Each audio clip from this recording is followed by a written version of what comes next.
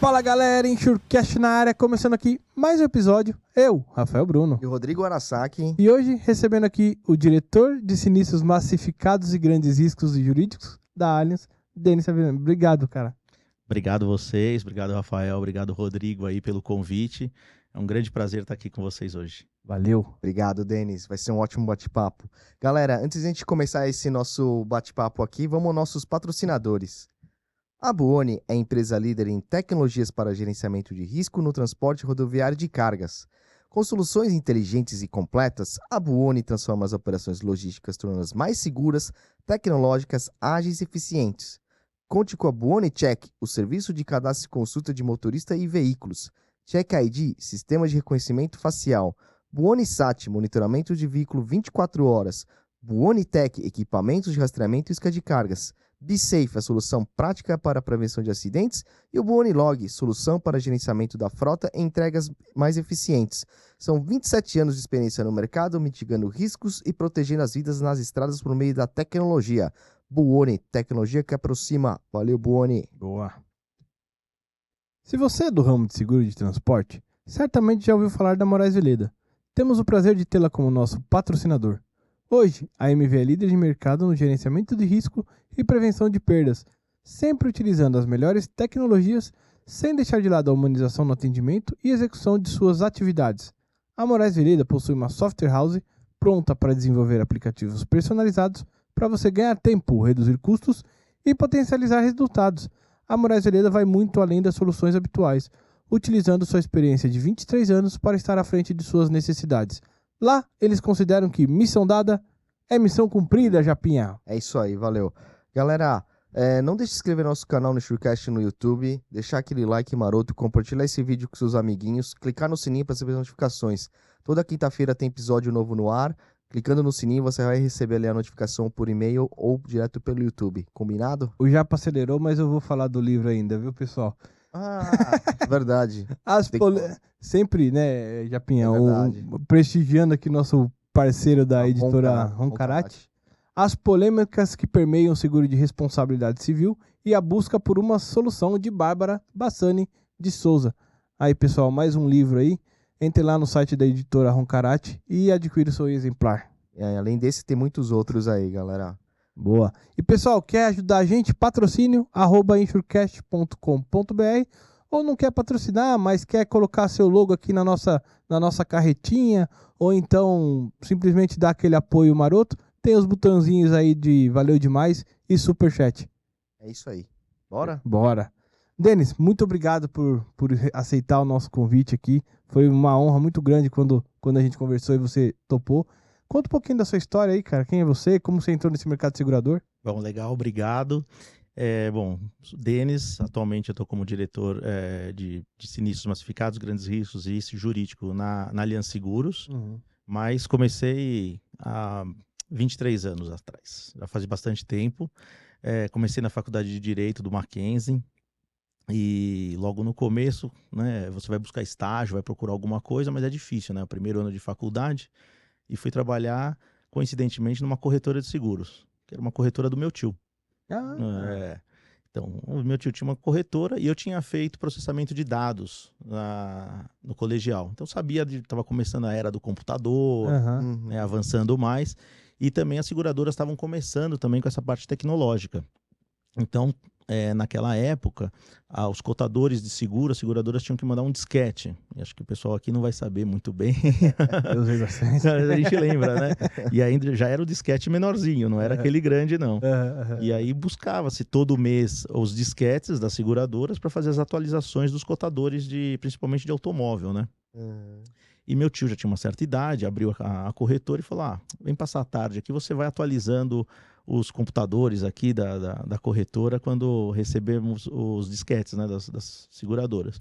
Falei, tá bom, vamos lá. Eu estava no primeiro ano ainda da faculdade e comecei. Fui na corretora, não sabia nada de seguro, né? Sabia que tinha seguro de carro e só, mas também não entendia nada de seguro. E na faculdade também, no primeiro ano, a gente não aprende nada de seguro.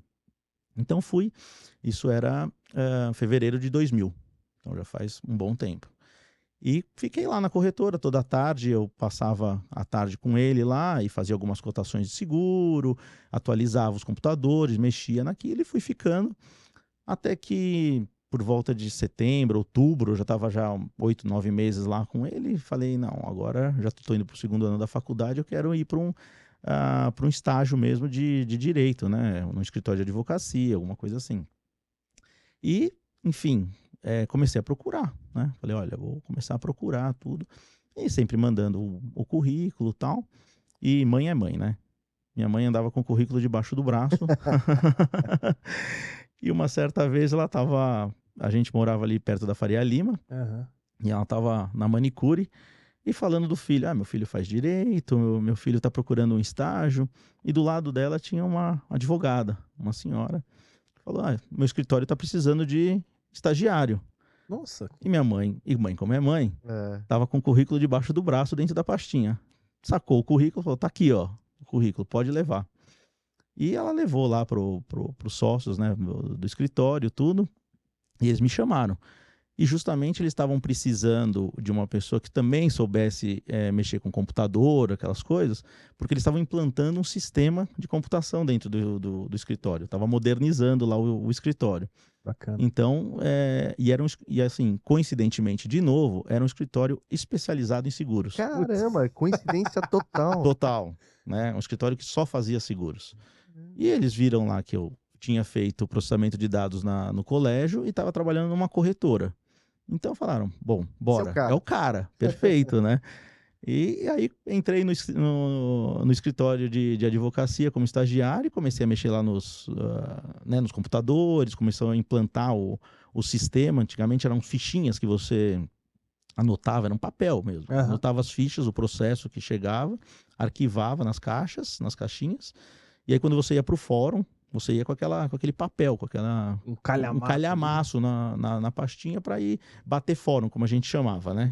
Os estagiários iam descendo, eu preferia descer, tinha gente que subia, mas eu preferia ir até o último andar e ir descendo para... Quer protocolar os processos, é isso? Não, ia acompanhar os processos, porque os processos, né, também tinha o protocolo, né, das peças, da defesa, das iniciais, enfim, e você acompanhava o processo. Ia lá na vara, pedia o número do processo e via como é que estava, né? O outro já apresentou defesa, não apresentou, vai ter audiência.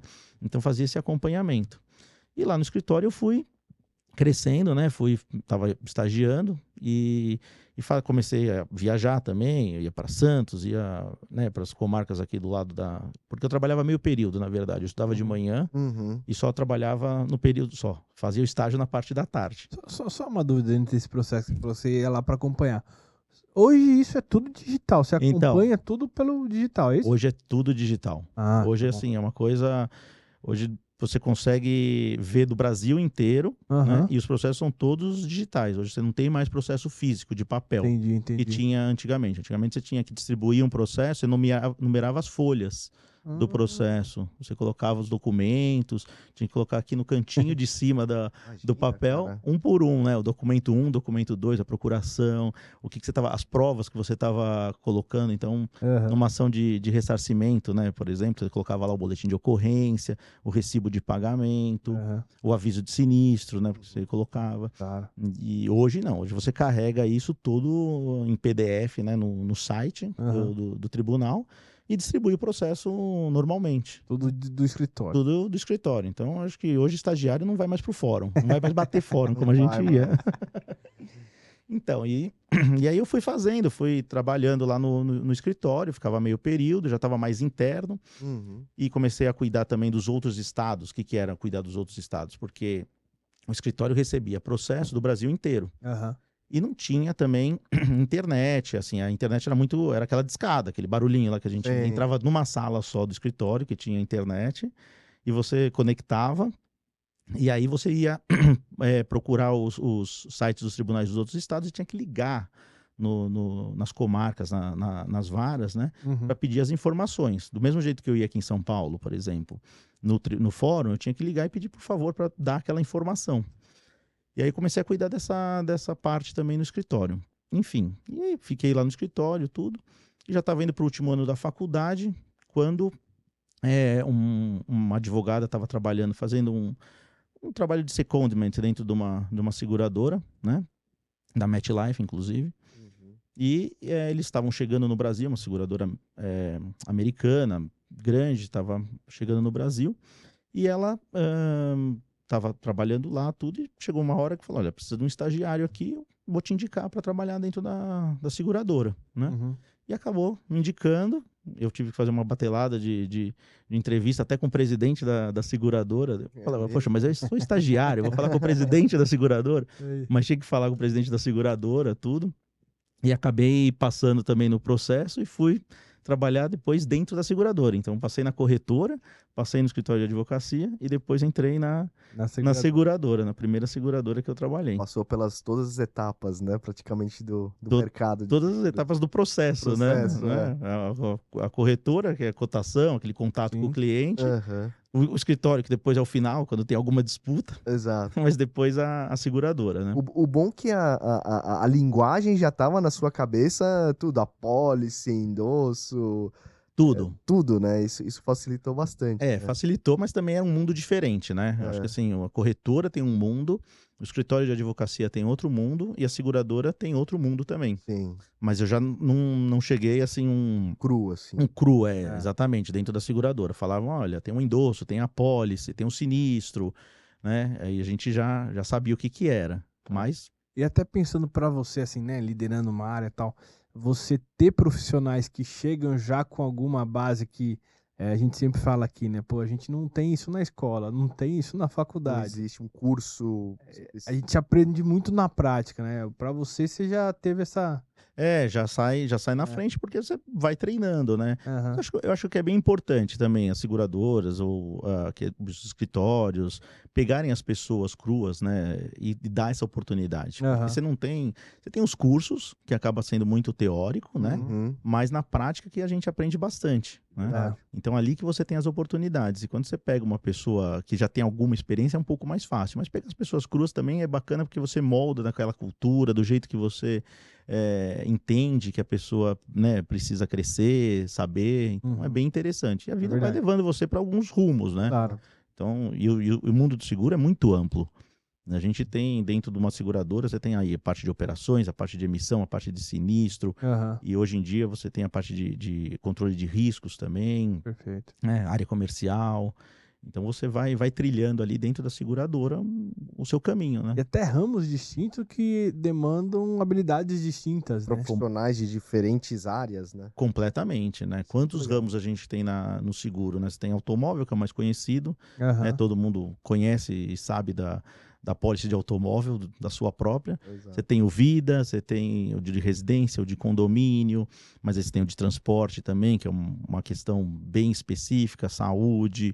E seguro de tudo, né? Você tem seguro de grandes empresas, você tem seguros de satélite, de tudo que a gente imagina se faz seguro, né?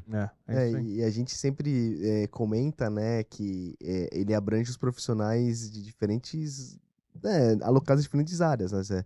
Desde o veterinário, tem muito seguro pet, tem seguro vida, tem médicos como, né, diretores ou heads de linhas, enfermeiros. Tem. Né, veterinários para seguro de animais, engenheiro. Não tem uma faculdade de seguro, cara. né?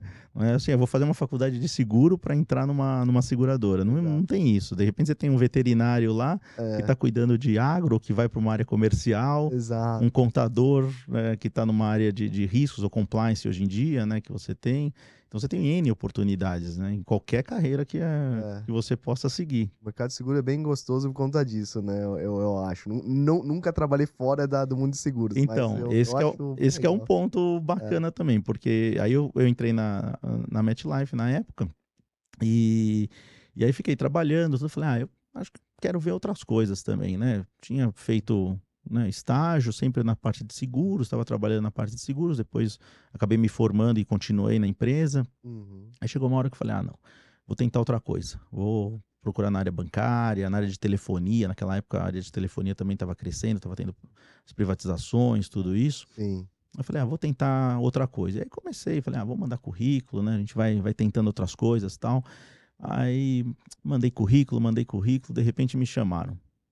Falei, puxa, me chamaram, mas onde que me chamaram? Me chamaram na Mafre. Eu ia falar, você conseguiu sair, cara? Eu não conheço ninguém que saiu do... Exatamente. É a mosquinha que pica a gente, né? O mosquitinho que fala que pica a gente fica na área de seguros, né? Aí eu fui trabalhar na Mafre também, né? Mandei currículo e falei, putz, tentei sair, tentei pra telefonia e tal. E aí acabei indo trabalhar na Mafre também, uma grande empresa. Fui também bem acolhido, o jurídico estava sendo unificado, porque você tem alguns modelos também de jurídico, né? Às vezes o jurídico fica na área de sinistro, às vezes você tem um jurídico corporativo. Então, dentro das seguradoras tem alguns modelos diferentes. Naquela época, eles estavam unificando, estavam tirando de dentro das operações de sinistro e levando para uma diretoria só. E estavam contratando mais advogados, enfim.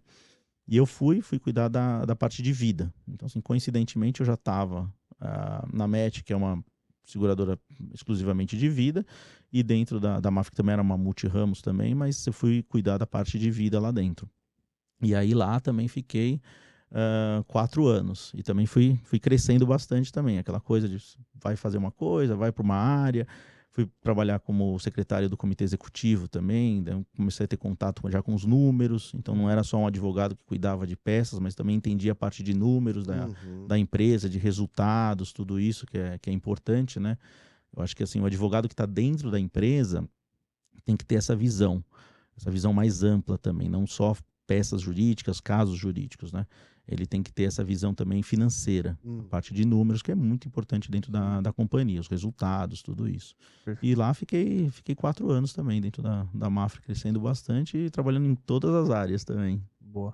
E aí você comentou, né, que as áreas jurídicas dentro de uma seguradora. Como é que funciona isso, Denis? Porque, assim, às vezes a gente tem empresas que, sei lá, se eu estou contratando um prestador de serviço X, aí eu pego o contrato, mando lá para a área jurídica fazer as validações.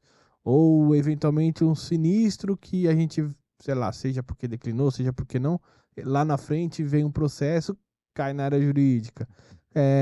Normalmente são divisões, ou tem uma área jurídica que mãe, digamos assim, e aí tem os especialistas de cada segmento. Como é que funciona? Geralmente tem uma área jurídica e debaixo você tem as linhas de negócio, né?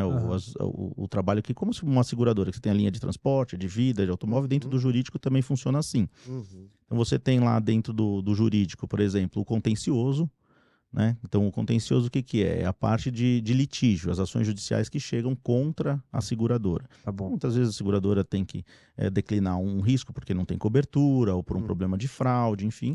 E aí o segurado ou o terceiro envolvido num acidente processa a seguradora. Você tem uma área lá que cuida dessas ações judiciais. Você tem a ação judicial de ressarcimento. Então, mesma coisa na parte de transporte, né? Está transportando uma carga, vem um outro carro, bate no caminhão, tomba a carga, a seguradora indeniza o transportador e você pode entrar com ressarcimento contra aquele causador do acidente. E também tem a parte de contratos dentro do jurídico. Então a seguradora faz N contratos com N parceiros, né? Com escritório de advocacia, com gerenciadoras de risco, com corretores, com uma série de coisas. O jurídico também assessora para elaborar esses contratos. As seguradoras enormes, ou as seguradoras são sociedades anônimas também, então tem que fazer a parte societária da empresa, né? Você tem que fazer o estatuto social, você tem que eleger o diretor, então tem toda essa parte aí junto com junta comercial, a parte burocrática também, né? Então tem isso. Parte tributária, você tem a área de tributos também da seguradora. A seguradora recolhe muitos tributos, os segurados recolhem os tributos, tem que repassar os tributos para o governo. Então também a área jurídica cuida dessa parte tributária. Caraca, não sabia disso não, é verdade. O pessoal, assim, o mercado tem muito mais destaque que a parte de subscrição e tal, mas a parte jurídica ela é fundamental, né, pela seguradora. É o que faz rodar e ter certeza das coisas que estão rodando de forma correta. Tudo, e você dentro da seguradora, você vai proteger seu cliente, você é o advogado dentro da seguradora. Então você faz de tudo, faz uma parte de prevenção à fraude também, por exemplo. Enfim, empresas que eu já trabalhei, por exemplo, teve um problema no Rio de Janeiro, você tem que correr no Rio de Janeiro para assessorar a filial no Rio de Janeiro também. ou Belo Horizonte, enfim, em outros estados. O jurídico está sempre ali para apoiar. Então a gente tem N exemplos que o jurídico ajuda também, no sinistro principalmente. O jurídico apoia muito, por isso esse modelo que pode ser ou unificado ou dentro da própria área de sinistro, né? Dentro da área de sinistro, o jurídico trabalha junto com a área de sinistro, dando parecer nos processos, porque às vezes você pode ter uma dúvida de cláusula, você tem do outro lado um consumidor. Então você vai analisar isso junto com o Código de Defesa do Consumidor, junto com todos os artigos do Código Civil, que é onde ficam os artigos que tratam especificamente da parte de seguros. Então toda essa parte de apoio para a empresa rodar, né? Na parte de venda, na parte de sinistros, tributária. Então o jurídico está lá de end-to-end dentro da seguradora. O jurídico ajuda também, assim, eu tenho colegas, assim, né, dentro da empresa onde eu trabalho, principalmente até no desenvolvimento de algumas cláusulas e tudo, né, pro seguro é importante, né, para ver se está bem escrito e bem redigido, né? Eu uso bastante, assim. Principalmente. E quando a área de produtos escreve as condições gerais, né, isso daí acaba indo para o jurídico validar, para ver se está bem escrito, se está de uma forma clara, se a parte técnica também está bem escrita. É uma área muito, né, a nossa área de seguros é uma área muito regulada, né? A gente tem um órgão regulador que determina, né, baixa portaria, circulares, tudo que dá as regras. E a gente tem que cumprir essas regras. Então o jurídico apoia isso, faz a leitura das circulares, das portarias, tudo, e aplica nas condições gerais no dia a dia da empresa, para ver se está tudo em compliance, né? Está de acordo com o que a lei determina. Boa. E depois da Mafre, vamos lá. Vamos lá. Na Mafre eu fiquei 4 anos também, fui crescendo bastante lá dentro, né? Uma empresa bem bacana, e eu acabei indo, né, como eu estava falando, né, um advogado dentro da empresa também tem várias, pode não só trabalhar no jurídico, pode ir para uma área comercial, e justamente eu acabei indo para uma área de contratos, mas de contratos de seguro. Então eu ajudava na parte do vida, na parte de redigir as condições, os clausulados, toda essa parte. Que o jurídico fazia, mas eu já fazia já na essência, o contrato já nascia melhor, né? Eu acho que já feito por um advogado, já com aquele olhar de advogado. E fui para essa área, acabei saindo da área jurídica e assumi uma área, uma gerência de contratos, que chamava, dentro da companhia. Mas, de fato, fiquei lá 3 meses. Porque logo que eu fui para lá, o pessoal da Zurich me chamou, né? E a Zurich também é uma empresa, né, a Suíça, estava no Brasil já há algum tempo, mas estava crescendo as operações na época. E foi curioso porque eles compraram uma seguradora. Eu participei de muitas fusões também, né? Mesmo na época da MetLife, que é americana, estava crescendo e comprando. Tem bastante no nosso mercado, né? Tem muita fusão, né, uma seguradora junta com a outra, faz parcerias e tal. E a Zurich estava fazendo uma fusão com uma empresa mineira, a antiga Minas Brasil Seguros. Né? Zurich Minas Brasil. Exato. Então a seguradora adquiriu a companhia em Belo Horizonte e estavam precisando de um responsável pelo jurídico, de novo, né? E aí me procuraram tudo e acabou dando certo. Eu acabei indo para Zurich e depois quase que morei em Belo Horizonte 1 ano e meio, porque a operação maior estava lá, estava em BH. E aí fiquei quase que 1 ano e meio nesse não é Rio-São Paulo, né? Não é na ponte aérea. A ponte aérea é São Paulo-BH. São Paulo-BH. Fiquei nessa ponte aérea aí 1 ano e meio e foi muito interessante, porque a companhia também estava crescendo bastante, tinham muitas oportunidades, tudo, né? E foi uma grande escola, porque é uma empresa internacional, né? E também muitos números. Eu estava entrando e cuidando da parte do jurídico, e também era muito novo também. Assumi uma área jurídica, eu tinha 28 anos, quando eu assumi a gerência da Zurich.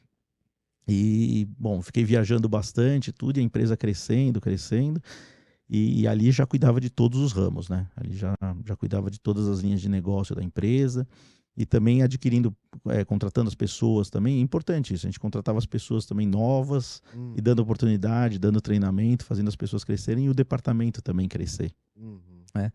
E em Belo Horizonte também, né? Uma seguradora nacional e a gente juntando com uma seguradora multinacional. Essa questão cultural também, a gente estava lidando com isso, né? Com muitas regras, né? As seguradoras europeias, internacionais, respeitam muitas regras internacionais da Europa. E aqui a gente tem alguma flexibilidade também, né? Então essa questão cultural também foi importante também. E essas regras de fora e também esses períodos de fusões, eu imagino que demande bastante da área jurídica também conhecer as normas, principalmente que a gente praticamente só trabalha em empresas multinacionais, né? Mas de ter algum conhecimento de como funciona aqui e ali, ou seja, na casa matriz, ou seja, em alguma filial que a gente está abrindo em determinado lugar, enfim. Isso é importante também, porque as regras da Europa acabam se aplicando aqui, tem regras de restrições também, de muitas vezes países sancionados que né, a Europa exige, assim como os Estados Unidos. Então a seguradora aqui no Brasil tem que seguir essas regras, a legislação também europeia. E a gente aplica aqui no Brasil também, né? Com seguradoras internacionais você acaba aplicando e você tem que entender também, muitas vezes, regras de contabilidade internacionais, né? Porque eles investem aqui, né? Não é porque investem e deixam o dinheiro aqui, o dinheiro volta para a casa matriz também.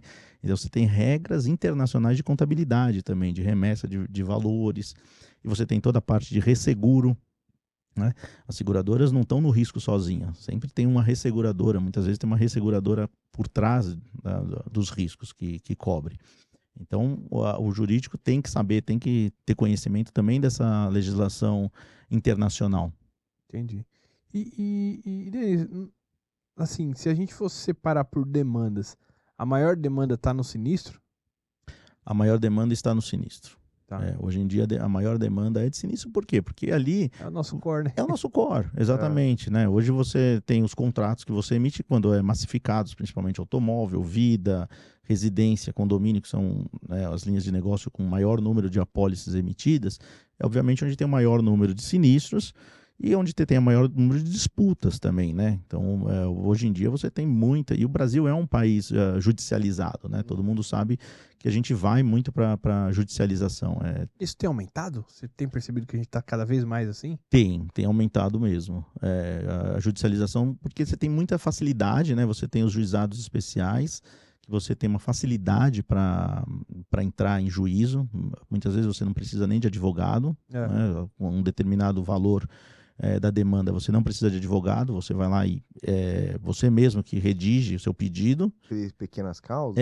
Ou pequenas causas, exatamente. E você vai lá e pode acionar uma empresa, acionar né, uma pessoa, tudo isso. E isso tem de tudo, né? Porque tem as seguradoras de varejo e as de grandes riscos. Então não dá para escolher, né? Vem de tudo ali. Vem de tudo. Então, assim, o contencioso é principalmente nessa parte de sinistro. Porque, embora as seguradoras pagam, acho que mais de 90% dos sinistros reclamados são pagos nas seguradoras em geral. Né? Aquele preconceito, aquela tese de que a seguradora só não é verdade, né? Não é verdade. O mercado paga bilhões e bilhões de reais aqui no Brasil e no mundo inteiro, de dólares, de euros, em indenizações. Devolve muito do prêmio que é recolhido, né? Muitas vezes as pessoas confundem também prêmio, né? Não é um prêmio, é o valor que o segurado está pagando para a seguradora. E a seguradora devolve para o mercado bilhões e bilhões e bilhões de reais, né, de euros, dólares, enfim, indenizações, e movimenta muito esse mercado, reconstitui aquela perda que o segurado teve. É verdade. Mas assim, em termos de... Eu imagino que... Uma pergunta que deve ser assim, não deve ser complicado até explicar. Quem que entra mais? São as pessoas físicas ou jurídicas, assim? Depende do ramo, né? Então, assim, pessoas físicas, porque você tem mais volume de automóvel, você tem mais de seguro de vida, de residência. Mas as pessoas jurídicas também entram, e também entram de grandes ações judiciais também tem, né? De grandes empresas também. Mas o que é, na sua maioria? É interpretação das cláusulas ou... porque assim, vamos pensar uma pessoa física, que talvez você pega o contrato, eu imagino que muita gente não lê as condições gerais de cabo a rabo, né? Existe nexo, assim, normalmente nesses... A gente tem.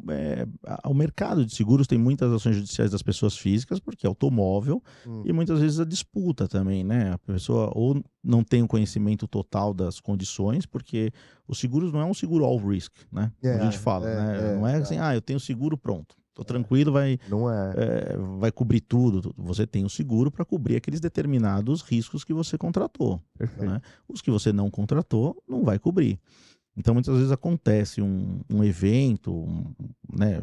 Colisão de veículo é mais difícil, mas um evento, às vezes, da natureza, alguma coisa que não tem cobertura nas apólices de seguro. Uhum. E aí, se eu tenho seguro, a pessoa fica, acho que tá garantida de tudo. Não é um all risk, que a gente chama. Né? Então, geralmente causa uma demanda. E, assim, não é que as seguradoras, ou também, como as seguradoras, né, tem essa teoria de que negam tudo. Não.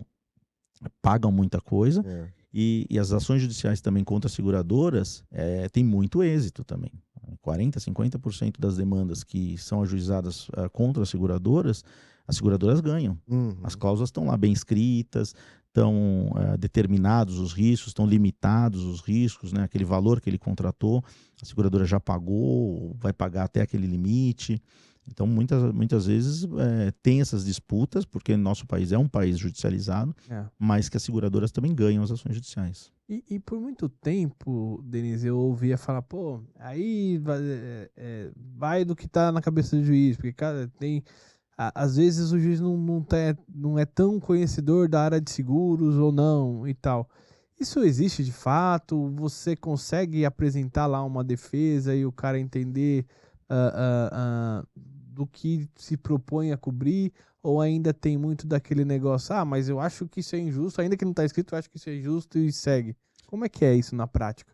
O que acontece? Você não tem varas especializadas no judiciário, né? Quando eu falei que eu batia o fórum, por exemplo, eu ia lá na 38ª vara. O juiz da 38ª vara, ele cuida de todo tipo de ação judicial. Ele tem lá 10, 15 mil processos sob a gestão dele. E tem ações de seguro, tem ações bancárias, muitas vezes tem... hoje já tem uma vara de falência, mas antigamente o juiz também cuidava de falência. N tipo de disputas que fica com o juiz. Então, o juiz não é especializado em contratos bancários, em contratos de seguro, em um determinado assunto, né? Então, o que acontece é isso. Ele sabe e ele também, muitas vezes, ele busca um perito, um expert para ajudá-lo nisso daí.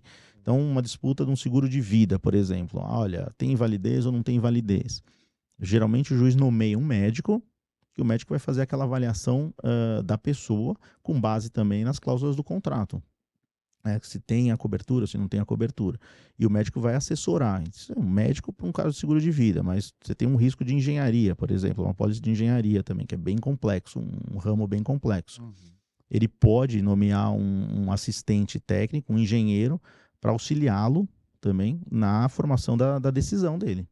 Tipo, baseado no laudo. Processo, no laudo. Isso, no laudo que ele vai fazer. Mas no caso de, por exemplo, médico, vida, esse médico de invalidez, ele pode, nomeado para o juiz, visitar o segurado? Sim, tem a perícia. A perícia. O que acontece? Geralmente, se ele tiver capacidade para se locomover, enfim, o segurado, né, ele vai até o local, o consultório desse médico, e ali o segurado pode levar o médico dele também, e a seguradora também indicar um médico para acompanhar essa consulta. Então ele vai fazer uma consulta mesmo da pessoa, vai examinar, vai olhar, né, com as perguntas que o juiz fez para ele analisar, ele vai fazer a análise do paciente, do segurado, e vai verificar se é uma amputação ou uma redução de atividade na mão, por exemplo, tem uma lesão na mão. A pessoa não consegue mais pegar uma caneca, né? Então ela perdeu a força daquela mão. Aí ele vai verificar mão esquerda ou mão direita. A pessoa é canhota ou é destra. Então, olha, teve uma redução aqui de 30%, né, com base nos contratos. Então o médico vai lá e vai apurar esse percentual e vai falar para o juiz, olha, de fato essa pessoa não consegue mais pegar a caneca, não consegue mais segurar, ele teve uma redução funcional. E aí a seguradora vai verificar qual que foi o motivo da negativa, de um pagamento parcial, junto com o médico do segurado, e vai dar um parecer final ali e o juiz vai dar um parecer final com base no laudo do médico, das perguntas que ele respondeu. E nesse momento, assim, do julgamento, é mais comum já se fechar um acordo ali, eventualmente um lado entender um pouquinho, que nem teve a perícia ali e tal, pô, não, é verdade, vamos rever. O que é mais comum, ter os acordos ou vai até a decisão final? Não, o acordo é sempre mais importante hoje em dia. Até quando a gente faz congressos fora do país e explica, hoje no Brasil se paga num processo judicial, né, o processo demora muito tempo para ser concluído. E cada mês ele fica 1% mais caro porque são os juros. Então você entra com um processo de 100 mil reais, né? Passou lá 10 meses do processo, ele já tem 10% de juros, então ele já virou 110 mil reais, mais a inflação do período. Então, se a gente tem mais 5% de inflação, mais 5% em cima daquilo lá. E em cima desses valores que foram atribuídos, com o tempo, né, vai crescendo, você tem também os honorários de sucumbência. Né? O que são os honorários de sucumbência? O que acontece? Se você entra com um processo e perde esse processo, você tem que pagar os honorários da outra parte. Corrigido também. Corrigido também. Tempo. Em cima é um percentual que varia entre 10% e 20%. Então, esse processo, por exemplo, que teve 10 meses, vamos colocar assim, ele foi para 115 mil, com juros e correção. Em cima desses 15 mil, você põe mais 10%. Nossa. Né? Que é o mínimo, né? 10% é o mínimo. Então ele ganha lá, mas... Esses 10% do honorário de sucumbência, o juiz que determina? Ou o cara fala, eu cobrei dele aqui X? Não, esse daqui são os honorários que o juiz determina. Porque o que ele negociou com a parte são os honorários contratuais. Tem mais... Nossa! Vou virar advogado. Ele é a profissão errada. Tá brincando. Não, mas por isso que o acordo é melhor, né? Por isso que o acordo é melhor, exatamente. Como é incerto e depende de um juiz para decisão, você fica, vai ou não vai? O que eu faço, né? E geralmente quando você tem um laudo, você já tem uma diretriz da prova, a melhor coisa é você encerrar mesmo. Você chega lá para outra parte, isso para qualquer linha de negócio, para qualquer ações judiciais também, né? Olha, então aqui, depois de 10 meses, esse processo aqui está custando 125 mil. Depois de 10 meses, os 100 mil já virou 125 mil. Aí você vai falar para a parte, olha, eu te pago agora, por exemplo, 110 mil. Você aceita 110 mil? A pessoa fala, poxa, pode ser um acordo, eu posso perder um pouco aqui, vocês estão perdendo um pouco ali, e acaba aceitando essa proposta. Então, por isso que o acordo é sempre a melhor saída para uma disputa judicial, né? Entendi. E deixa eu te perguntar, aí a gente falou da parte do acordo antes de chegar na decisão final do juiz. E voltando uma etapa na decisão da negativa, muitas vezes passa pela área jurídica essa decisão também ou não? Passa bastante nas seguradoras. Dentro das seguradoras você tem a área de sinistro que vai acabar declinando, porque são muito técnicos também. Sim. E muitas vezes quando tem dúvida, vai para o jurídico. O jurídico vai rever essa cláusula, vai rever se tem um embasamento para manter essa negativa também dentro de uma disputa judicial. O que é mais polêmico, digamos. O que for mais polêmico, exato. O que for mais polêmico. E as seguradoras também, hoje em dia, tem a parte de ouvidoria. Né, que é quase um ombudsman, um defensor do segurado mesmo, né? Então o segurado tem essa possibilidade de fazer uma reclamação na ouvidoria, que da mesma forma que tem o jurídico, a ouvidoria também vai fazer uma defesa pro segurado. Vai falar, olha... Dentro da companhia. Dentro da companhia. Né? Então a parte de ouvidoria pode trabalhar no sentido de, olha, essa cláusula não está muito clara, né? A área declinou esse processo, mas não está muito clara. E a ouvidoria entende que o segurado tem razão para isso. e são áreas autônomas, independentes. Então, o que a ouvidoria fala, a área de sinistro vai cumprir. Entendi. Então, ela reverte aquela negativa e acaba indenizando o cliente quando você tem uma orientação nesse sentido da ouvidoria. Então fica até a dica aí, né? Às vezes é mais fácil entrar primeiro ali na ouvidoria do que já entrar com o processo, né? Porque você pode ter Exato. uma negociação mais rápida ali. Sempre. Você tira umas etapas, às vezes até de desgaste desnecessário. Às vezes, né? Exatamente. Você tem algumas etapas antes da ação judicial, né? Uma ação judicial sempre é mais difícil. Você vai para um juiz, que o juiz não tem essa especialidade também no assunto, é uma pessoa que está sobrecarregada, às vezes, de muitas ações judiciais, que julgam vários assuntos. Então, se você consegue cumprir essas etapas prévias, é muito melhor para o processo, muito melhor para o cliente, para o segurado, para o consumidor em geral. Legal. Essa parte de processos também, quando a seguradora recebe, né, um processo de um segurado, alguma coisa, ela também, pelo menos para a área de negócio que olha números e tal, ele traz preocupação, porque às vezes você tem um número fechado no ano, né? Você tá lá, 23, papapá, e de repente vem um processo de 2018 para esse ano, né? Exato. Toda aquela tua meta de resultados, você fica assim de caminho para meu, da onde vem esse valor, né?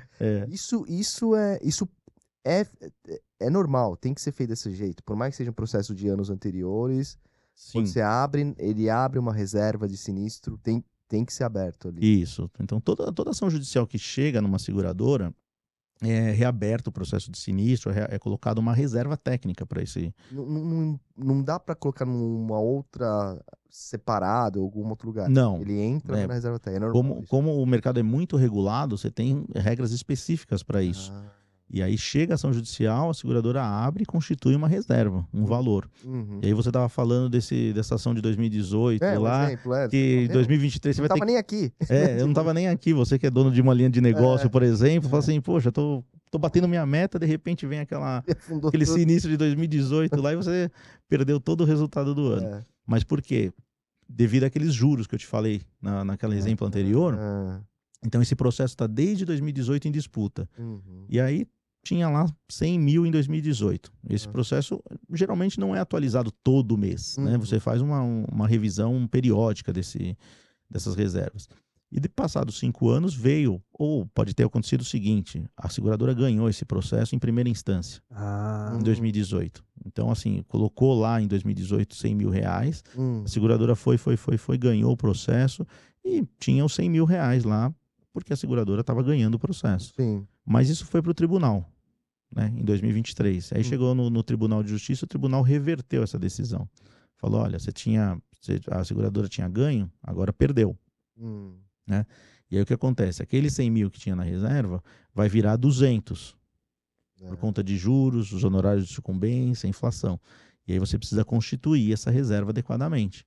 E aquele 100 mil vira 200. Entendi. Aí acaba com o seu resultado da sua linha de negócio. Aquela reserva tem que ser o valor exato do valor do processo naquele momento. Tem regras, depende de cada empresa, depende da forma como você trabalha junto com os atuários também. A gente faz provisões e você pode ser um valor próximo do valor da condenação ou uma estimativa percentual. Olha, esse caso ainda tem um recurso, então eu vou colocar 70% do valor do risco. Isso que eu ia te perguntar. Eu já ouvi falar daquele negócio provável, não sei o quê e tal. Aí dependendo disso, acho que é por conta disso, né? Isso. Tem recurso, né? Exato. O valor pode ser alocado em percentual. São os famosos probabilidades de perda. Probabilidades de perda. Você tem o provável, possível e remoto. Isso. E cada seguradora adota um percentual para isso. Então tem seguradora que adota a perda provável, vou colocar 90%. Né? Probabilidade possível, vou colocar 40%. E probabilidade de remota de perda, vou colocar 10%. Então depende da nota técnica e da forma como os atuários calcularam isso. Obviamente, junto com o jurídico, estudando o histórico da carteira, você coloca essas probabilidades e os percentuais. E aí você reserva em cima desses percentuais. E essas probabilidades de reserva, né? elas são autorizadas ou fiscalizadas ou alguma coisa do tipo, não? São fiscalizadas, né? O mercado de seguros é altamente regulado, altamente fiscalizado. Aham. Né? O compliance das companhias, né? Também tem a parte de compliance, tem a parte de controles internos, Aham. a parte de auditoria. As empresas também são auditadas por empresas de auditorias independentes, que vão verificar as reservas, vão verificar os processos também, se estão sendo bem feitos. Eu digo processo, não só processo judicial, mas o procedimento. Né? Chega um processo judicial, a reserva está sendo aberta, está sendo constituído o processo, está sendo indicado esse processo dentro do sistema da seguradora. Então, isso tudo é auditado e acompanhado, tanto pelo órgão regulador como pelas auditorias independentes. E quando a gente fala, por exemplo, de fraude, assim, muitas vezes, eu vou falar aqui da gente que é de transporte, muitas vezes você tem uma situação lá que tá na cara que, né? Mas você não consegue provar, você não consegue... Como é que a gente... como é que se trabalha casos assim? Pô, a gente só vai, seja declinar um sinistro, seja, sei lá, o que mais pode ser feito. Se a prova estiver muito firme ou com alguns indícios você já consegue trabalhar algum tipo de investigação, etc.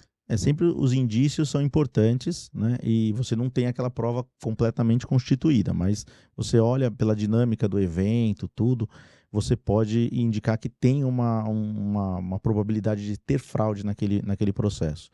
E aí, muitas vezes, você vai trabalhar com outras pessoas, né? Como a gente tem os sindicantes, tem o especialista, o Walter, que trabalha muito forte nessa parte de sindicância, você tem o criminalista que trabalha também, que vai atuar isso dentro do boletim de ocorrência, dentro do inquérito, para formar mais provas. E você vai produzindo as provas para conseguir chegar na fraude. Então, muitas vezes você tem um indício muito forte no começo, mas é um indício. Né? Por isso que a pessoa, quando se comete uma fraude, está sendo investigada, ela é a primeira investigada, então não tem nada concreto. Aí quando ela é indiciada, já tem um inquérito contra ela, né? E depois você vai ser processado criminalmente, né? A pessoa vai ser processada criminalmente quando as provas já estão constituídas e já estão fortes para o promotor processar criminalmente aquele fraudador. Então quem processa é o Ministério Público, né? Que a seguradora processa o cara lá por... Não, por fraude na parte criminal, não. Tá. Né? Teve uma alteração da legislação uns 4, 5 anos atrás, mais ou menos, que você tem, as vítimas precisam representar. Tem alguns tipos de crime, por exemplo, estelionato, que são os crimes ligados nessa parte de seguro. Tá bom. Que a vítima precisa representar, precisa ir lá e autorizar o Ministério Público a processar. A processar. Então, são os crimes contra a honra também, crimes de difamação, injúria. A vítima precisa autorizar o Ministério Público a processar o criminoso, né? A pessoa que está sendo investigada. A seguradora também pode entrar com isso ou não? A seguradora sim, porque ela é vítima também. Ela é vítima, né? A seguradora também é vítima. No crime de estelionato, que é o crime de fraude contra seguro, existe um artigo específico, um parágrafo específico, que é o parágrafo 5º do artigo 171 do Código Penal, são as fraudes contra seguro. Caraca, eu não entendo como que a galera decora tanto. Parabéns. Advogado. Boa. Não, são alguns que a gente usa bastante. A gente usa bastante. Mas né? ele pode ter, então, o fraudador pode levar 2 processos, então, né? Ele pode... Da vítima, a seguradora também.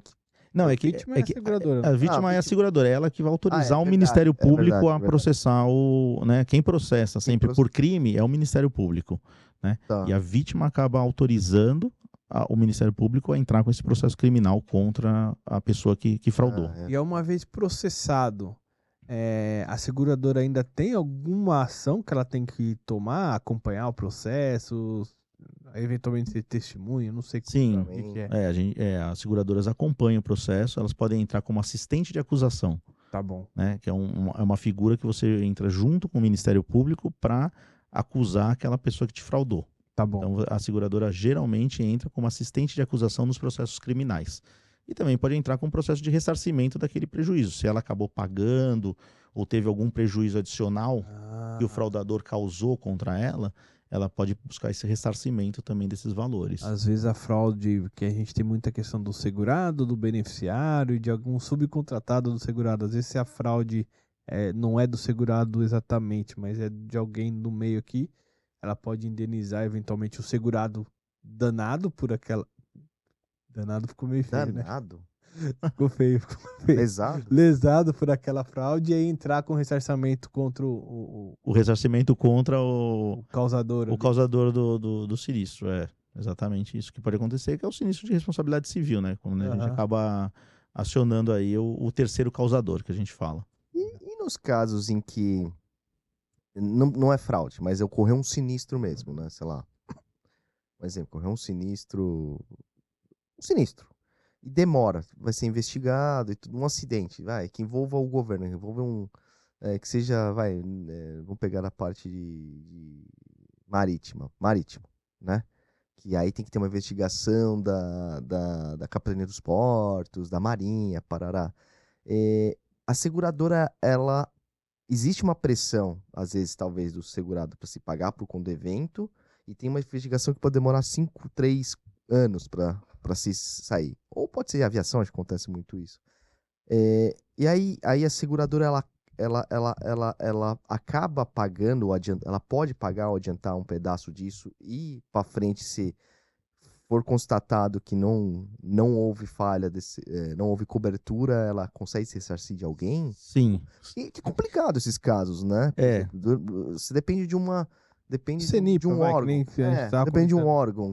Pode demorar anos para sair. Pode. Você pode indenizar ou adiantar algum valor e o segurado assina um termo que vai devolver esse valor se ficar provado que o evento não tinha cobertura. Isso aconteceu muito na parte de linhas financeiras, na parte de seguro de responsabilidade civil de diretores. Quando você tem alguma questão, por exemplo, de uma investigação por corrupção. Então, as seguradoras muitas vezes adiantam os valores e se no final tiver algum problema, alguma questão que confirme aquela ausência de cobertura, esses valores podem ser ressarcidos, podem ser devolvidos. São devolvidos, na verdade, para a seguradora, porque na hora que você faz um adiantamento de indenização, você assina um termo para isso. Então, e eles devolvem? Devolvem. É corrigido. Corrigido. Você tem um documento já estabelecido para isso. Boa. E a gente falou, né, de contratos, sinistros, aí já... Não, o problema é a reserva que fica aberto. Abordou o ressarcimento aqui.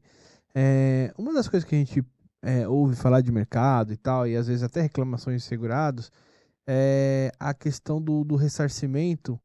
Muitas vezes ou a regulação está muito direcionada para o ressarcimento, ou seja, sei lá, o ressarcimento a gente não consegue dar visibilidade, não consegue reverter aqui na precificação, porque é algo que leva tempo, né? Até você saber se vai ser ressarcido ou não, leva tempo. Como é que está hoje essa questão da digitalização dos tribunais? Reduziu os prazos de processos? Como é que está isso hoje? Ajudou bastante, viu? Ajudou bastante mesmo, porque você imagina, os processos antes eram físicos. Então você tinha que ir lá e distribuir um processo com papel. E até o nosso trabalho também. Você vai lá, coloca o papel no fórum, protocolava. Esse processo demorava 2, 3 dias, uma semana para subir para o cartório. Então subia para o cartório ia fazer o processo, ia montar tudo isso daí. Se você tivesse que ouvir uma testemunha em outro estado, por exemplo, em outra cidade, às vezes aqui em São Paulo mesmo, você tinha o processo em São Paulo e você tinha uma testemunha em Guarulhos, muitas vezes por transporte aéreo, essas coisas todas. Saía uma chamada carta precatória, que a gente chama. O que é? É uma ordem do juiz de São Paulo para ouvir uma testemunha em Guarulhos. Isso demorava, às vezes, 1 ano. Nossa! Louco. Às vezes demorava 1 ano para ouvir só a testemunha lá em Guarulhos. E aí já nem lembro mais o que aconteceu. Muitas vezes. Muitas vezes. 1 ano. Eu não lembro o que eu comi hoje. E hoje em dia, principalmente, acho que depois da pandemia, acho que a pandemia também trouxe coisas, foi um momento terrível, né, pro mundo, mas trouxe muitos benefícios também tecnológicos. E hoje em dia você tem as audiências, essas questões, tudo via sistemas, né? Online, né? Teams, videoconferências, audiências também. Então, muitas vezes você não precisa ir mais ao fórum, sair do seu escritório e ir até o fórum. Você apenas conecta né, o seu computador, e você faz audiência lá com o advogado da outra parte, o advogado da seguradora, vamos colocar assim, e o juiz. Uhum. Ah, quer ouvir uma testemunha que está lá em Guarulhos? Tá bom, Bota no- manda o link lá para ela, conecta, ela vai ser ouvida nessa parte. Então, otimizou muito, muito o processo. E hoje tudo digital, né, o juiz consegue olhar o processo todo. Antigamente você tinha carga, né? O que fazia? Carga não é de transporte, é na parte de... Você pegava o processo, abria vistas para as duas partes, porque sempre um fala, o outro tem que falar também, né, no processo, né? Você tem, por exemplo, uma disputa, o Rafael e o Rodrigo estão disputando, o processo você tinha que pegar, era físico, você tinha que levar para o seu escritório, analisar o processo, depois de 15 dias você devolvia, depois o Rodrigo ia lá e pegava o processo, analisava e depois devolvia. Hoje, como é digital, os dois entram juntos, olham lá o processo e já peticionam, já despacham, já disparam as petições. Então, melhorou muito a questão da tecnologia para otimizar a velocidade dos processos judiciais. Mas na entrega, assim, né, do trâmite processual, mas ainda e na parte da decisão, assim, da negócio sair rápido, assim, isso também agilizou ou não? Também agilizou. Eu acho que isso daí também é um ponto importante que trouxe agilidade, porque esse trâmite todo que levava, então o perito também tinha aquele questão do médico que eu dei de exemplo, por exemplo. O médico tirava aquele processo do fórum, levava, ia ter que fazer uma consulta. Hoje ele abre no consultório dele o processo, já vê os documentos lá e já vai examinando o paciente com o processo aberto. Então todos os trâmites ficaram mais curtos. Então um processo que demorava 2, 3 anos antes para julgar, hoje você consegue em 1 ano fazer todos esses trâmites. Obviamente você tem que marcar audiência, então né, a pauta do juiz não é livre, né? Segunda-feira eu posso atender. Não, vou atender daqui 2, 3 meses, porque entra numa fila. Mas aí ele consegue ser um pouco mais rápido nessa parte com a tecnologia. E ainda nessa questão do ressarcimento, né? Às vezes você comentou do sinistro, né? Que é aquele sinistro mais polêmico, vai para a jurídica, ela pode decidir pagar ou não. Na questão do ressarcimento, imagina que deve ter o mesmo fluxo. O que está ali no fluxo geral fica ali eu não sei se é o analista ou se é o gerente de sinistro que decide, aí vai depender das seguradoras, né?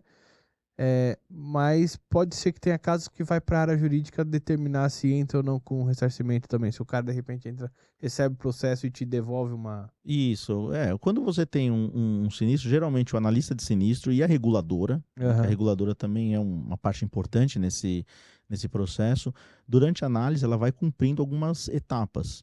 E uma das etapas é verificar se aquele processo é passível de ressarcimento. Né? Se foi o segurado que causou o acidente, né? Ou se foi um terceiro. Se foi um terceiro, é cabível você entrar com ressarcimento contra esse terceiro. E aí você avalia se esse terceiro tem seguro. Às vezes ele pode ter seguro, você liga lá para a seguradora dele, fala, olha, seu segurado aqui causou um acidente aqui com o meu segurado, ficou em R$10 mil aqui o prejuízo. Isso dentro do processo de regulação, o cara já trouxe essa informação. Isso, dentro do processo de sinistro mesmo, ele já trouxe essa informação. E faz esse acerto. É um acordo entre as seguradoras. Pode ser um acordo entre as seguradoras mesmo. A seguradora confirma a cobertura, tudo, e já faz o acerto. Não tem seguro. Esse terceiro não tem seguro. Então, o que acontece? Muitas vezes não, porque o que acontece?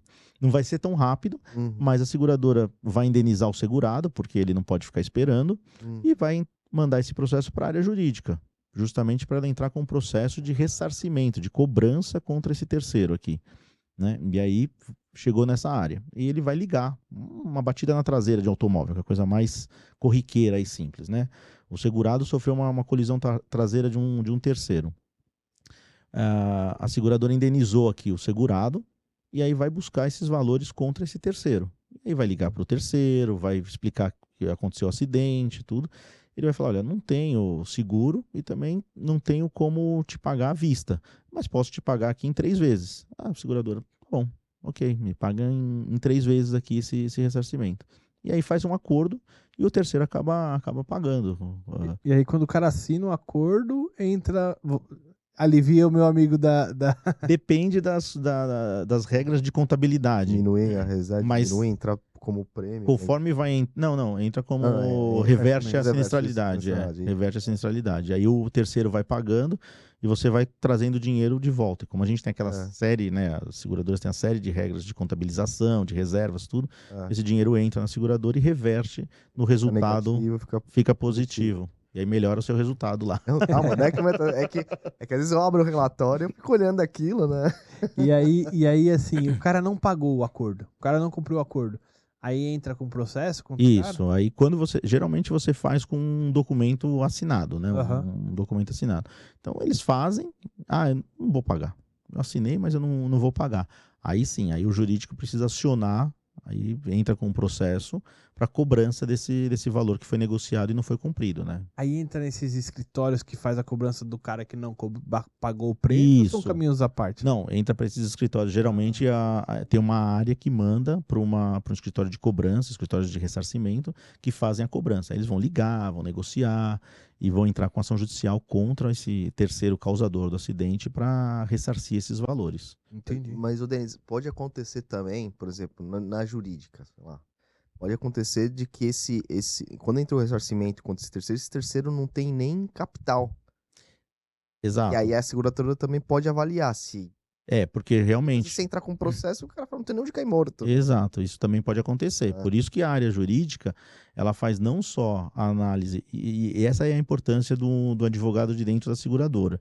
É um processo que é viável juridicamente. Ele bateu na traseira, tem a culpa caracterizada, só que você tem que olhar também a parte financeira.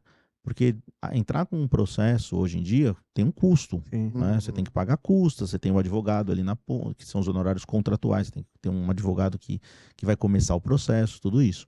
Então, será que é viável entrar? Se a pessoa... Aí você faz uma pesquisa financeira desse terceiro e vê que aquele carro era um carro emprestado de um amigo, que o amigo também não tem nada, a pessoa está desempregada, não tem bens no nome dela, não tem nada. Vale a pena entrar com essa ação aqui pedindo 10 mil reais se a pessoa não tem absolutamente nada no nome? Essa avaliação também é feita, porque é aquele lá, ganha, mas não leva. Né? Passa o processo 3, 4, 5 anos, ganhei. Mas e aí, recuperou? Não recuperou. Aí você só teve o custo que você teve que pagar do advogado lá que tentou. Custos de manter um processo tantos anos abertos, tudo, e não consegue recuperar nada. Isso é uma das discussões que às vezes a gente tem, enfim, acho que em qualquer seguradora, porque às vezes você vai pedir uma opinião. Às vezes você vai pedir uma opinião pro escritório. Se é o escritório que vai entrar com a ação, é mais fácil ele falar, não, é viável, dá para entrar, vamos. Mas vale a pena? Não, depende, porque os contratos, muitas vezes, com os escritórios, são por êxito. Então, assim, o escritório também não quer trabalhar e não ganhar nada, porque é um trabalho grande para ele ficar com aquele processo anos e anos e anos. Entendi. Então, o contrato fala assim, olha, você entra e eu vou te dar lá 10, 20% do que efetivamente recuperar, pode ser. Entendi. Então ele fala assim, ok. E para ele também não interessa entrar com ações que ele vai trabalhar e sabe que não vai ganhar. Então tem que ser um ganha-ganha aí pros dois parceiros. Tem que ter uma responsabilidade ali, né? Tem que ter uma responsabilidade, exatamente. E tem que saber onde vai entrar, né? Se vale a pena entrar no ressarcimento ou não, né? Exato. Se vale distribuir um ressarcimento ou não vale ir para cima desse terceiro aqui. Boa. Denis, muito obrigado, cara. Tem mais alguma coisa que a gente deixou de falar aqui que você acha importante comentar? Não, acho que a gente falou de muita parte aqui da área jurídica das seguradoras, a estrutura.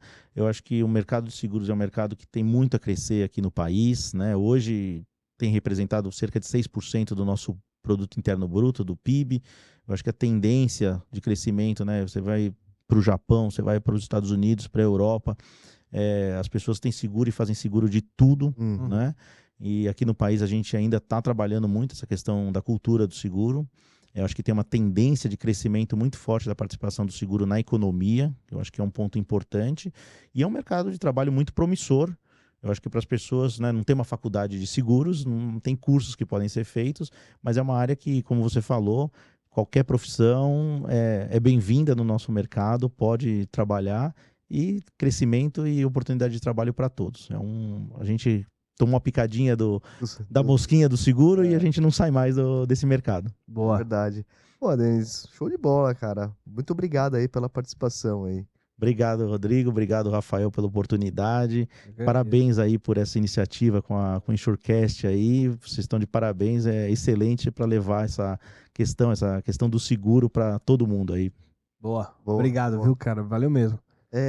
Galera, e antes da gente finalizar esse bate-papo, não deixe de se inscrever no nosso canal no YouTube, deixar aquele like, compartilhar esse vídeo com os amiguinhos. Super baita vídeo, baita conversa hoje. Compartilhem, clique no sininho. Estamos também no Spotify, no Deezer, nos canais de áudio. Se você quiser ouvir também, estamos lá. Deixar um abraço pro Walter, ele que fez a ponte aqui, me apresentou ao Denis. O Walter na próxima. A gente fechou a trilogia aqui do Walter, do Daniel Cunha, também que veio. Exato. E agora fechou da trilogia aqui. Um abraço para eles também, que são grandes amigos. Boa. Abraço para ele, obrigado aí, você tem ajudado bastante o canal, Walter. E, pessoal, sempre lembrando, Insurecast é um projeto pessoal meu e do Rodrigo. Nada que falamos aqui tem a ver com as empresas que a gente trabalha ou que já trabalhamos. É isso aí, galera. Muito obrigado aí. Valeu, Denão. Valeu. Já tá íntimo já. Valeu, Rodrigo. Valeu, Valeu. Obrigado. Um abraço, pessoal. Tchau.